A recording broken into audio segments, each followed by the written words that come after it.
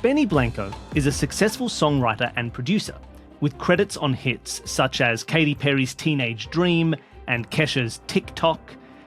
Why are all of his early songs set to a tempo of 120 beats per minute? And I'll give you that again. Benny Blanco is a successful songwriter and producer with credits on hits such as Katy Perry's Teenage Dream and Kesha's TikTok. Why are all of his early songs set to a tempo of 120 beats per minute? The minute you said Benny Blanco, I was like, oh, he's a songwriter and he's a producer. And then you said the word songwriter and producer. And that's not stole that knowledge right out from under you. I think I've got a solid guess. I think I've got a solid guess here as well. Oh no, I hate that. The thing is, I don't know it. No, I don't know either. No. All right, I don't know it either. Should we start with Dani and then? My best guess is, are we still on the safety train and he really wanted one of his songs to be the next Staying Alive for Resuscitation? On the assumption, Izzy, that our guesses are going to be close, I'm going to drop in a pop fact here, which is that 128 BPM is known, I can't remember, I think it was the Pop Bitch newsletter that came out with this. 128 BPM is like the kiss of death for Eurovision songs, because it's the easiest one to write in. Eurovision songs have to be 3 minutes or less. And if you want to do verse, chorus, middle eight, final chorus, in 3 minutes, it's 128 BPM. It fits exactly. So you choose that because it's the easiest one to choose, and your song sounds like everything else and blurs into the background. So I think my guess would be it's got something to do with certain songs with certain beats per minute being saved for a particular reason on certain playlists and therefore getting a lot of playtime. Oh. How does that work? Oh, he's trying to game the algorithm. Yeah, kind of. So it's to do with that. But there is, for example, when do people listen to a lot of music? And when do you get streamed a lot and played a lot? What are you doing? And that is, should I just say?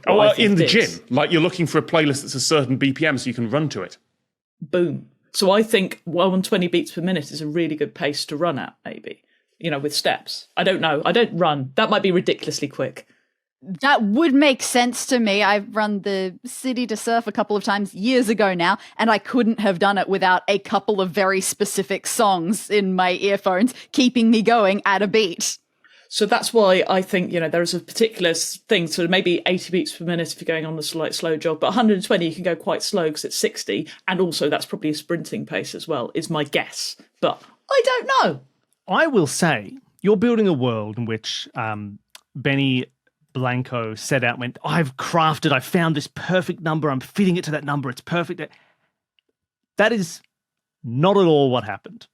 Okay, so my guess is that this was his early work, right? He was just, I don't know his history, but I assume like a lot of producers, he started out in his bedroom with pirated software or free software or something like that. And that his software was just locked to 120 BPM because the free version only lets you create songs at 120 BPM.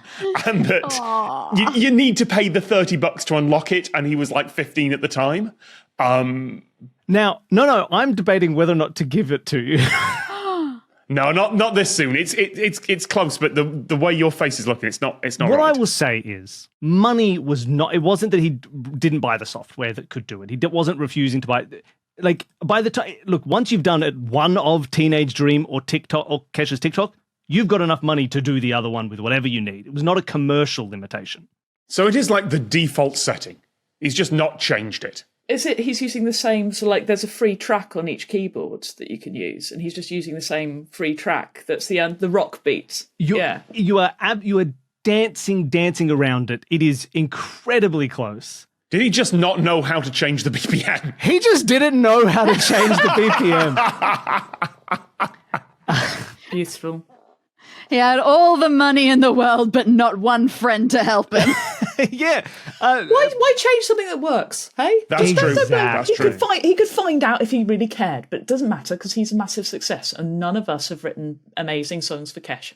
So yes, no. Look, you're 100% correct, Tom. 120 beats per minute is the default. In this case, specifically the default in Pro Tools that he was using to construct his songs. And a couple years into making hit songs, he didn't realize he could change the BPM setting, so he just let it go by default, matched it to that. And apparently, in general, Benny Blanco is not good with technology. He doesn't like flying. He doesn't have an email address. He's not good with computers. And this was a symptom of that. He just went, look, it's work. Eventually, he figured it out. But yes, he did not know that he could change the default beats per minute in his music software.